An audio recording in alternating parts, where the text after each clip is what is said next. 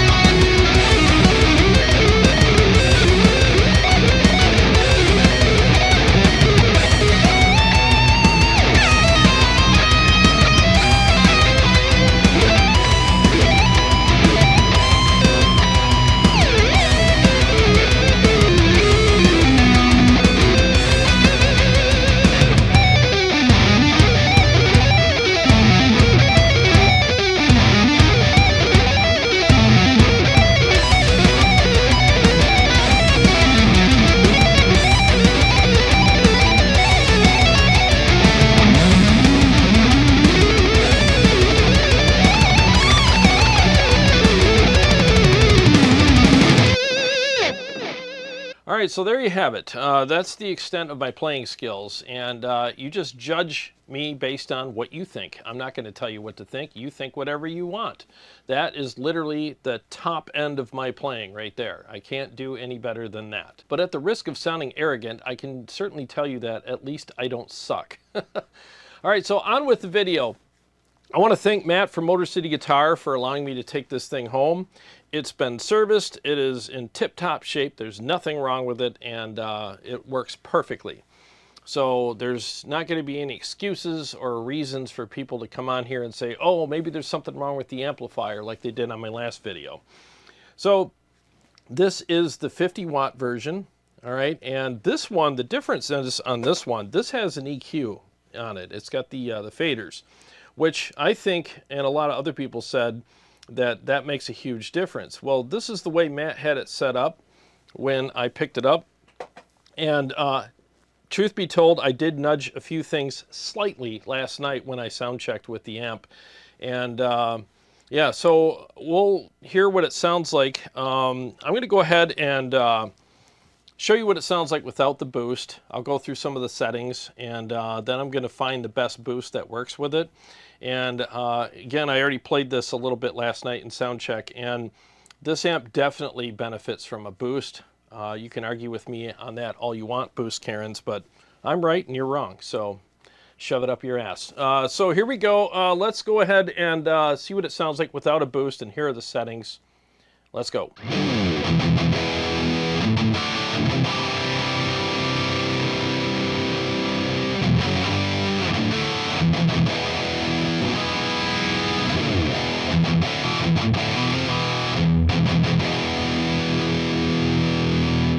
All right, sounds pretty good actually, and it's pretty dry, but that's what Fryettes are known for. That's why I call them dryettes.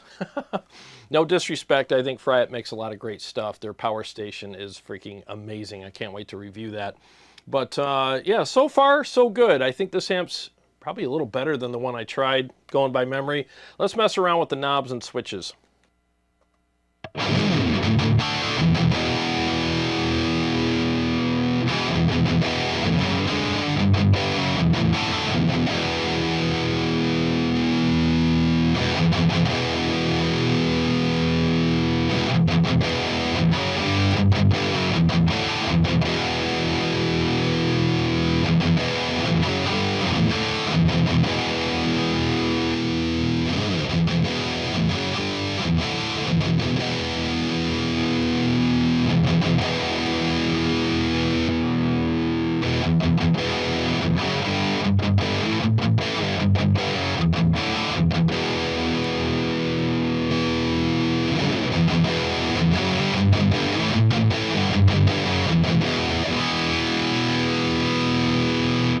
All right, so the boost and edge, in my opinion, affect the gain quite a bit. They fill it up a little bit more. I haven't read the manual on it. I'm just going off of what I'm experiencing here. And then the shift seems to boost or cut the mids. It fills up and gets a little nicer sounding and feeling when you have it pushed in. And then, of course, you got the normal and high gain settings. And obviously, I'm on the red channel right now, and I'm going to pretty much concentrate on that. So now let's pick the best boost for this amplifier. And I'll go over the EQ settings in a minute. I mean, this amp needs a boost, okay? So I'm going to engage it and then adjust the EQ accordingly if needed afterwards. So I'm going to start with the odd box. Then if that doesn't work, I'll go to the mud killer, and then I'll maybe try out the precision drive or something like that. I'll tell you which one I think is the best.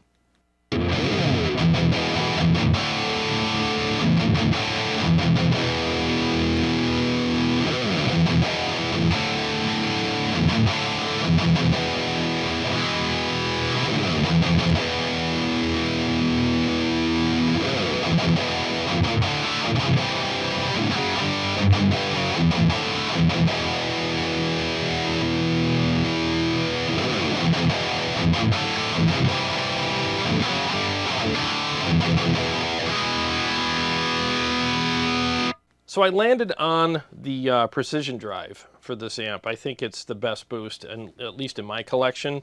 The odd box was a little too muddy with it, and the mud killer cut too much stuff out. I know I can adjust some things on the mud killer, but I decided to go to the precision drive, and I just think it's got that nice mid spike that I was looking for, and it added that aggressiveness and that texture to it that I liked, and the feel is amazing. So I'm going to stick with that for this video. So let's go back to the graphic EQ and just screw around with that.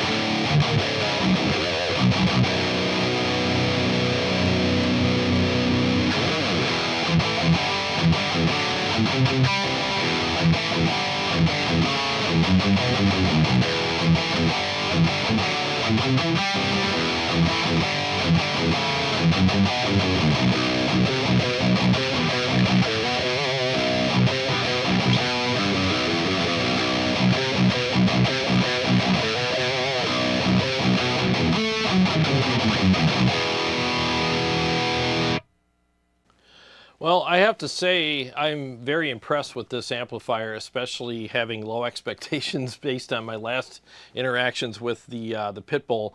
I think this EQ really does help quite a bit. When you make these just minute adjustments across here, maybe on camera it looks like it's all flat, but it's not. I just barely nudged some of these. You definitely don't want to grab these and nudge them that way. You want to just put your finger under or over these and just kind of slightly nudge them up, because this is a very powerful EQ. It kind of reminds me of the one on the JP Mark II C+. I mean, it's very powerful. I mean, you're not going to do the V formation on it like you would on the JP, but the sliders are very, very powerful. They do a lot with each little movement. So I think that helped.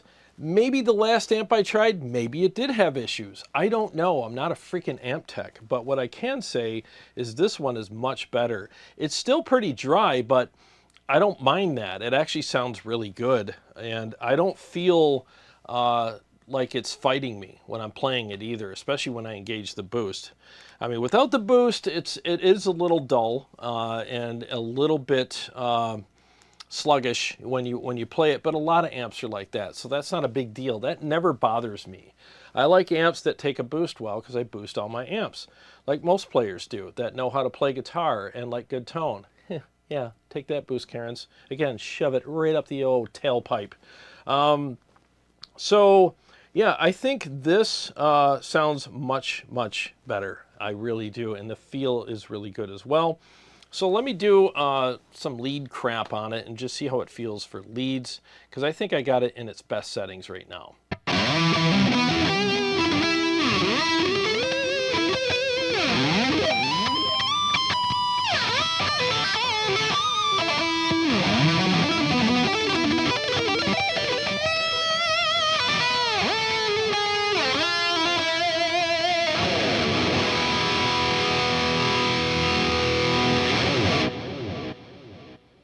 Yeah, I think the leads sound and feel really good on it. I feel pretty confident playing this, so not bad at all. So this is a huge improvement over the one that I played before. I don't know if this is just a better working amplifier than that one was, or if it's the EQ, or if it's the lower wattage, because I've actually heard the lower wattage one was tighter and felt better to play. So that might have something to do with it as well, but so far, so good, you know. So let me just do a rhythm mix with this and just see how it sounds and feels in a mix.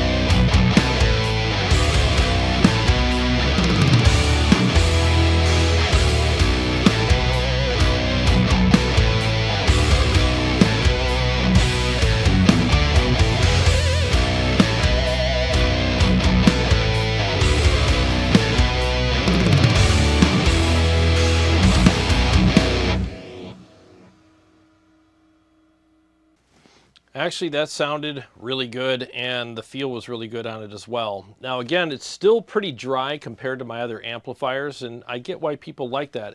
Not my favorite type of gain structure, but you know what? I'm kind of digging it, and it's growing on me a little bit. So I think this amplifier so far is a lot better than I expected it to be, so it's kind of changing my mind a little bit. I'm kind of digging it right now. Let's try a lower tuned guitar, and maybe we could do a mix with that as well. All right, so this guitar is tuned to drop G sharp, so let's see what this sounds like.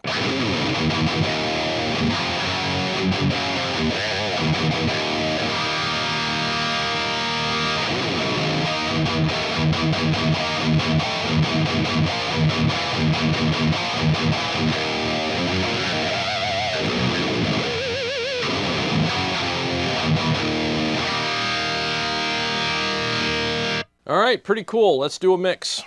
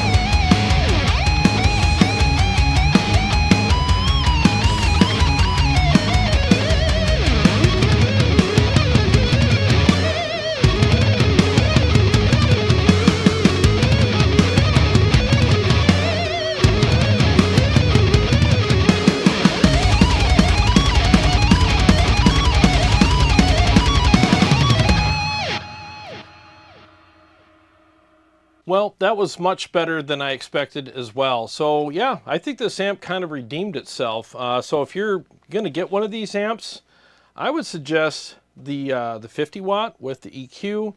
I haven't tried the other one with the EQ in it, but I don't know. This thing definitely sounded and felt much better. I didn't feel like I was fighting with it at all.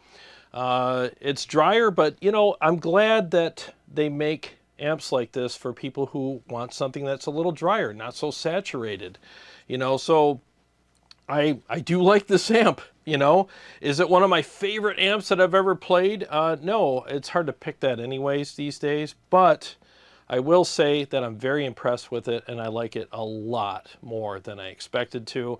And you know, all the stuff withstanding with the other one that I played before, who knows if there was something wrong with it? Who knows? I have no idea, but this thing totally kicked its ass. And I really like this amp a lot. So Matt, thanks so much for allowing me to take this home and check it out and do a review of it. And he even told me, he's like, dude, rip it to shreds. I don't care. If you don't like it, have some fun with it. Tear it apart. It'll be funny. Whatever you want to do, whatever you want to say about it, I don't care. So I had no idea what I was going to have, you know, what kind of experience I was going to have with this thing, but I will say that I am impressed with it. So, but anyways, well, thanks for watching. I hope you guys enjoyed the video. And I want to also thank everyone who's been purchasing my Quad Cortex, ToneX, and KEMPER preset and profile packs. I really appreciate you guys. Seriously, it means a lot. You guys are helping me keep the lights on here and encouraging me to continue doing what I do. So I really appreciate that. And to all my Patreon supporters and subscribers, thank you guys so much. Couldn't do it without you as well. And if you want to support my channel, go to my website, get some awesome preset and capture packs for any one of those units I mentioned before, or go to my Patreon and support me there for any amount. I appreciate anything that I get. Thank you so much. And if you're new to the channel, subscribe and click the bell so that you don't miss other episodes that I have coming up or some of my live streams as well. Well, I got a lot more stuff coming up for you guys, and I'll see you on the next one.